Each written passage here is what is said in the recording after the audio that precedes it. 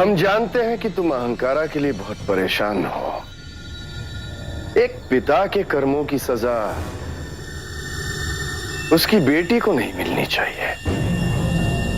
हम इसका पूरा ख्याल रखेंगे, अच्छे से। वचन देते हैं तुम्हें, और यदि हमें कुछ हो गया तो हमारे ऐसे कुछ वफादार हैं जो ये वचन निभाएंगे। राजाधिराज। पुत्री, अपने पिता पर विश्वास रखना, मैं तुम्हें कुछ नहीं होने दूंगा।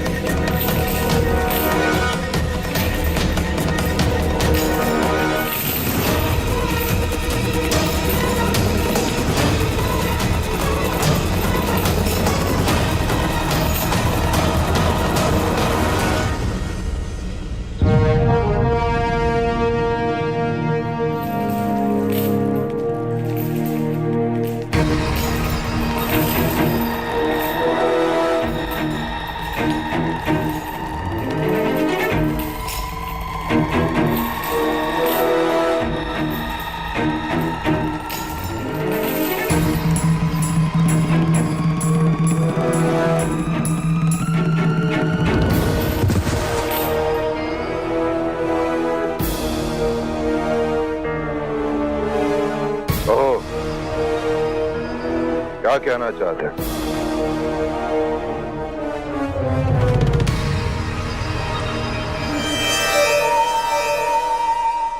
मरने वाले को भी एक अंतिम इच्छा का अधिकार होता है सम्राट,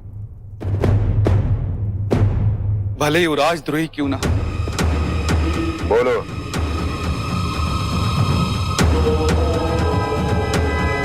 मेरी पुत्री निर्दोष है सम्राट। उसे षड्यंत्र के विषय में कुछ भी ज्ञात नहीं था। उसके लिए क्षमादान मांगता हूं।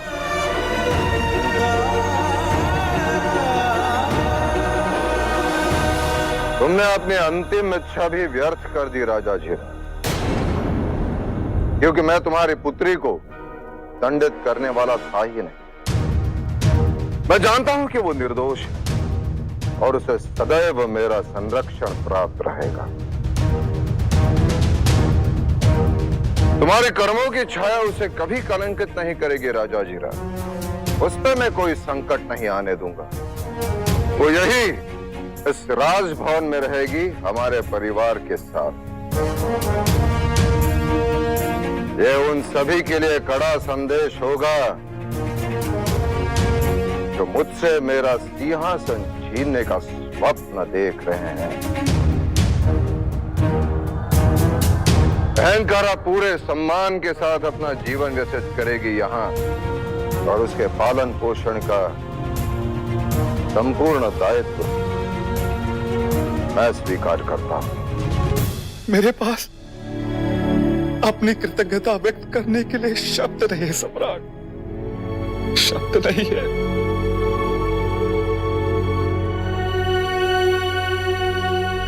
और कुछ कहना चाहते हो?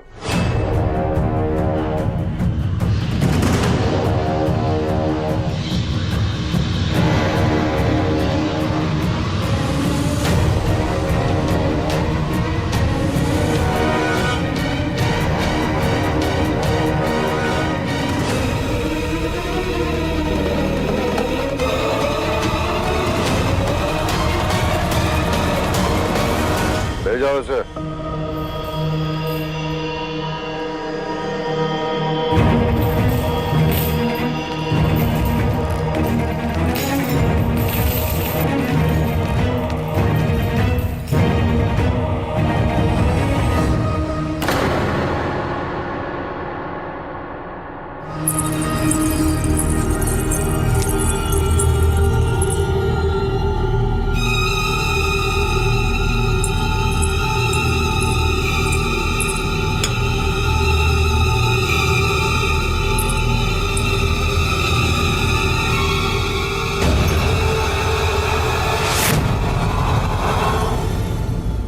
रानी नूर, संभालिए अपने आप को। मैं आपका दुख समझती हूँ, लेकिन ये समय कमजोर बनने का नहीं है। सितारा, हमें तुम्हारे वस्त्र चाहिए। जी? हाँ, यही एक तरीका है जस्टिन से मिलने का। सैनिक हमारे वस्त्रों को पहचानते हैं। यदि हम तुम्हारे वस्त्र पहनकर बाहर जाएंगे तो हमें कोई नहीं पहचान पाएगा और हम जस्टिन से मिल पाएंगे। ये आप क्या कह रही है? बाहर कड़ी सुरक्षा है। यदि आपको किसी ने पहचान लिया तो आपको कुछ नहीं होगा, लेकिन आपके पिता मीर मुझे जरूर मार डालेंगे। तुमने हमारी बात नहीं मानी तो हम तुम्हें मार डालेंगे।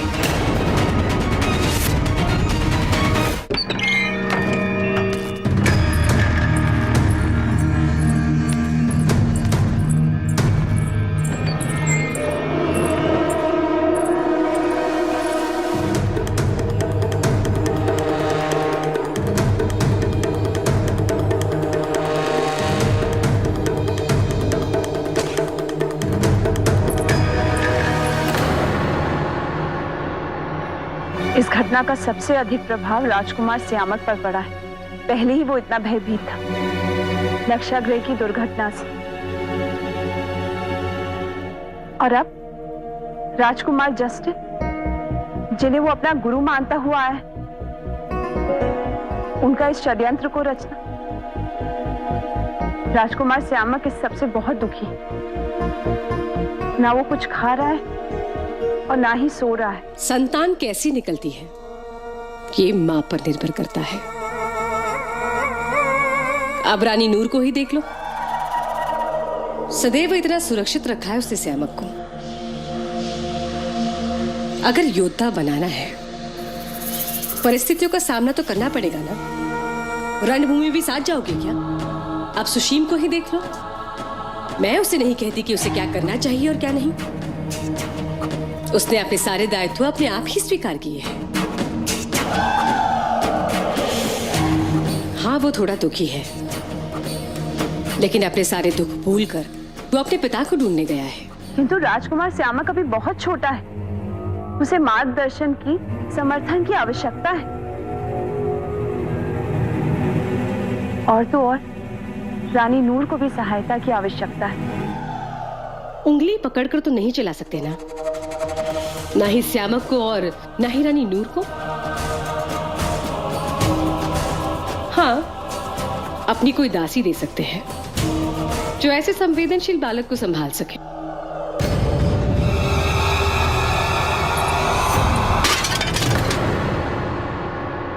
मूर्ख! ये क्या किया तुमने? जी क्षमा कीजिए। क्षमा मांगने से क्या होगा? जानते हो कितना मूल्यवान था ये? तुम्हारे 1 वर्ष का वेतन भी इसका मूल्य नहीं चुका सकता।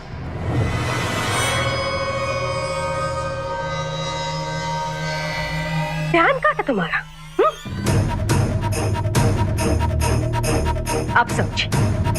तुम्हारा स्वभाव है ना चुप कर रानियों की बातें सुनना, वही कर रही थी ना। पता नहीं कैसे मूर्खों को रखा है राजभवन में, और तुम जब भी आसपास होती हो ना कुछ गड़बड़ जरूर करती हो।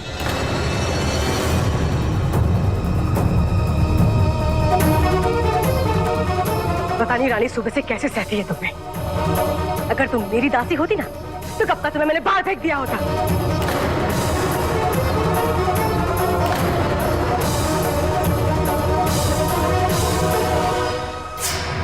जाने दीजिए महारानी चारुमित्रा, इतनी छोटी छोटी बातों पर आपको क्रोधित नहीं होना चाहिए। आई चलते।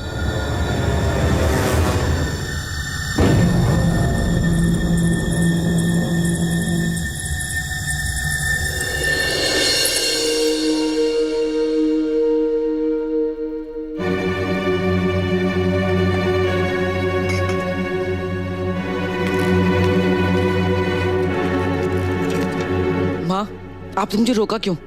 इतनी छोटी सी भूल, और वो आपको क्या क्या कह गई? आप ही ने मुझे सिखाया है ना कि किसी की भी अनुचित बात सुनना, सहन करना उचित नहीं होता। उचित नहीं होता है पुत्र, किंतु यदि कोई शिष्टाचार भूले, नम्रता भूले, इसका अर्थ ये तो नहीं कि आप उसकी उपेक्षा करें। महारानी चारुमित्रा आपसे बड़ी है, वो आपकी माँ से भी आयु में बड़ी, तो सम्राट की पत्नी है, और मैं ये कभी नहीं चाहूंगी कि आप मर्यादा का उल्लंघन करें। ठीक है, तो आप मुझे मर्यादा नहीं लांघने देंगी ना, तो मैं भी आपको ऐसे छोटे काम नहीं करने दूंगा। कोई भी काम छोटा या बड़ा नहीं होता है अशोक, और ना ही उसे करने वाला छोटा या बड़ा होता है। प्रत्येक कार्य समाज को सुचारू रूप में चलाने में एक महत्वपूर्ण भूमिका निभाता है, और मैं चाहूंगी आप ये सदैव स्मरण रखें। आप किस मिट्टी की बनी है माँ? इतना तिरस्कार सहने के पश्चात भी आप मुस्कुरा रही हैं। मैं जानता हूँ आप ये सब मेरे लिए सहन कर रही हैं। शीघ्र ही कुछ बन के दिखाऊंगा, ताकि फिर आपके साथ ऐसा कोई व्यवहार ना करे।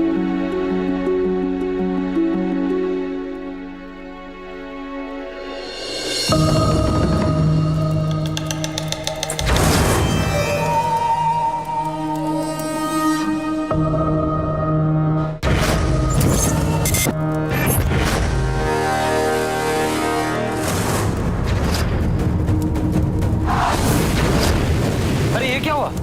ये बूझ कैसे गया? चलो चल के देखते हैं।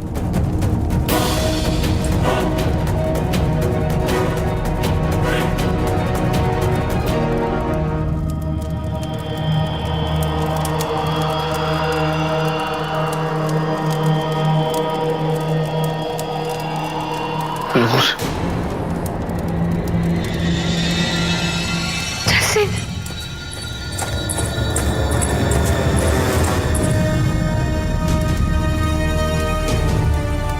नूर, तुम्हें यहाँ नहीं आना चाहिए था नूर। आना जरूरी था। हाँ जैसे आना बेहद जरूरी था।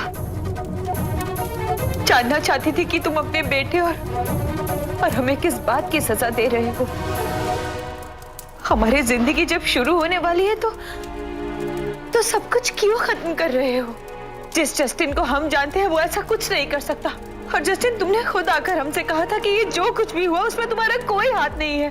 फिर अचानक ये सब क्यों? जस्टिन बोलो। झूठ बोला था मैंने तुमसे। ये सब मैंने नहीं किया है। क्या तुम सच में ये चाहते थे कि हम और श्यामक उस लाक्षय ग्रह की आग में झुलसकर मर जाए? बोलो जस्टिन, क्या इसलिए तुम चाहते थे कि हम उस राजभवन से निकल जाए? मैं तुम दोनों को बचाना चाहता था, और इसलिए तुम्हें वहां से भेजने का प्रयास किया। और तुम्हारे अंगरक्षक ने तुम्हें धोखा दे दिया, है ना? क्यों जस्टिन, आखिर क्यों कर रहे हो ये? किसके लिए झूठ बोल रहे हो? उस औरत के लिए जिसने जीवन भर तुम्हारे बलिदानों को श्रेय नहीं दिया? उस औरत के लिए जो हमें अलग कर देना चाहती है? उस औरत के लिए जो अपने ही बेटे को मरता हुआ देख सकती है? बोलो जस्टिन।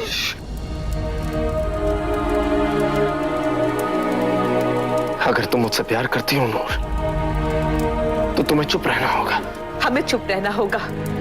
उस दिन जब हम श्यामक को आग से डरा रहे थे, तब तुम कितना घबरा गए थे जस्टिन। हमारे शरीर पर एक खरोच भी बर्दाश्त नहीं कर सकते, और हमसे उम्मीद कर रहे हो कि हम तुम्हें मरता हुआ देख सके। तुम्हें ऐसा करना होगा नूर,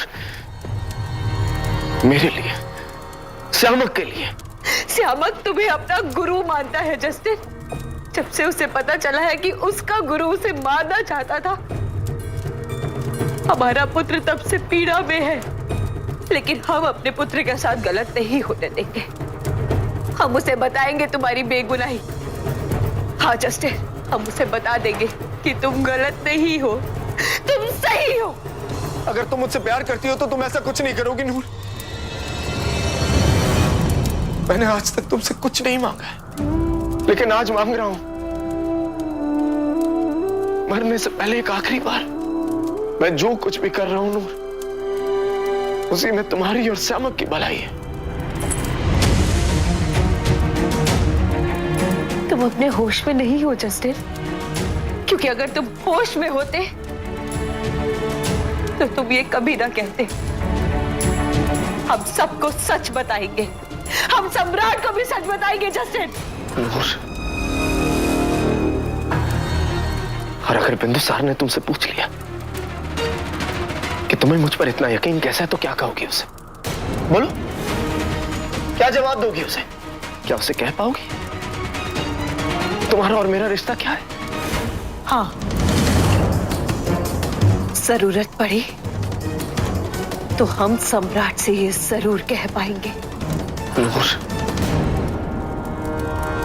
सच बोलने से कुछ नहीं होगा, किसी का फायदा नहीं होगा, और सबसे ज्यादा हमारे बेटे श्यामक का। क्या स्थिति रह जाएगी उसकी परिवार में? लोग क्या कहेंगे? और प्रजा, क्या प्रजा उसे एक राजा के रूप में स्वीकार कर पाएगी? नहीं नूर, इसलिए तुम्हें ऐसा करना होगा अपने बेटे के लिए। वादा करो नूर, वादा करो कि मुझे बचाने के लिए तुम कुछ नहीं करोगे। वादा करो नूर, मरने से पहले ये मेरी आखिरी ख्वाहिश है, ये पूरी कर दो ताकि मैं सुकून से मर सकूं। वादा करो नूर, कहो कि तुम ऐसा ही करोगे। हम वादा करते हैं जस्टिन।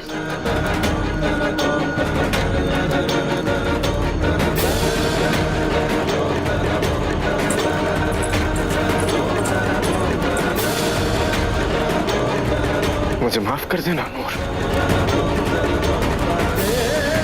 मैंने जो हमेशा तुम्हारे साथ रहने का वचन दिया था, मैं उसे निभा नहीं पाऊंगा, किंतु मैंने जो कुछ भी किया वो तुम दोनों के लिए किया है। और यदि ऐसा नहीं करता तो श्यामक के सपनों का क्या होता? और मैं ऐसा कभी नहीं चाहूंगा कि मेरे पुत्र के साथ ऐसा हो। मैं नहीं चाहता कि जो जीवन मैंने बिताया वो मेरे बेटे को जीना पड़े, और मैं ये कदापि नहीं चाहता कि मेरा बेटा अपनी मां के सपने को पूरा ना कर सके।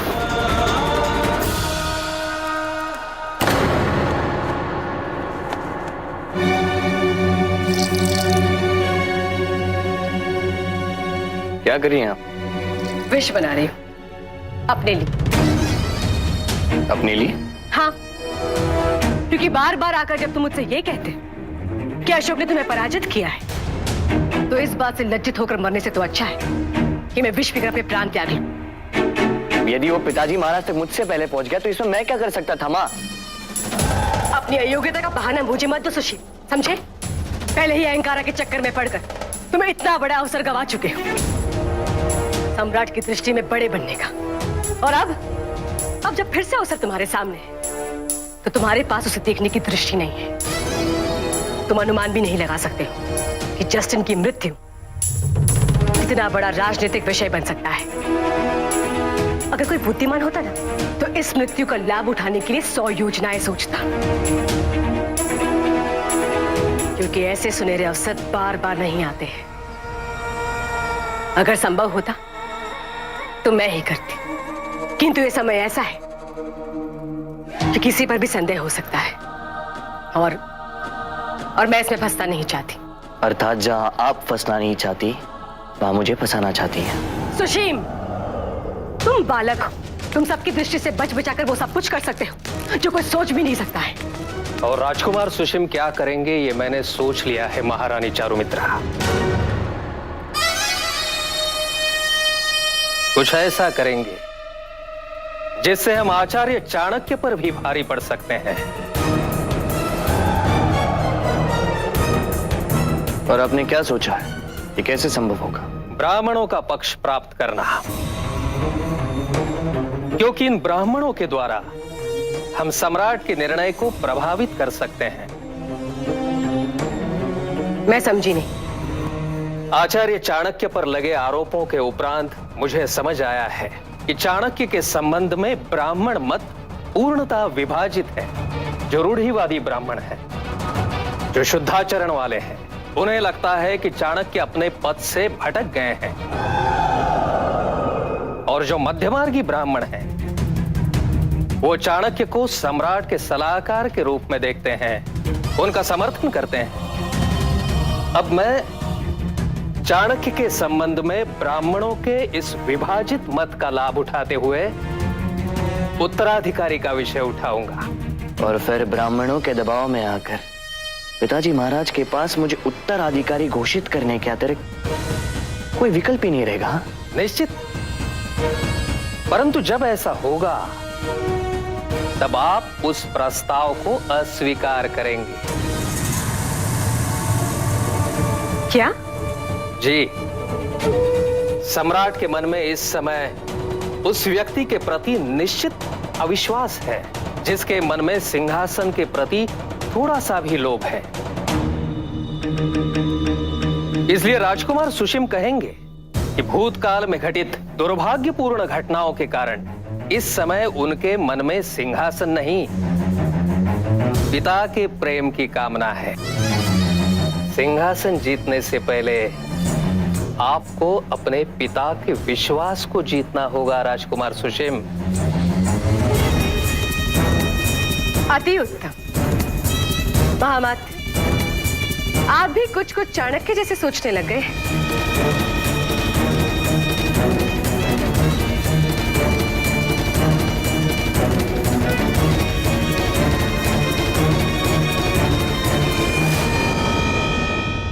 For more updates, log on to colorstv.in.com. Like us on facebook.com/colorstv. Follow us on twitter.com/colorstv. For more updates, log on to colorstv.in.com. Like us on facebook.com/colorstv. Follow us on twitter.com/colorstv.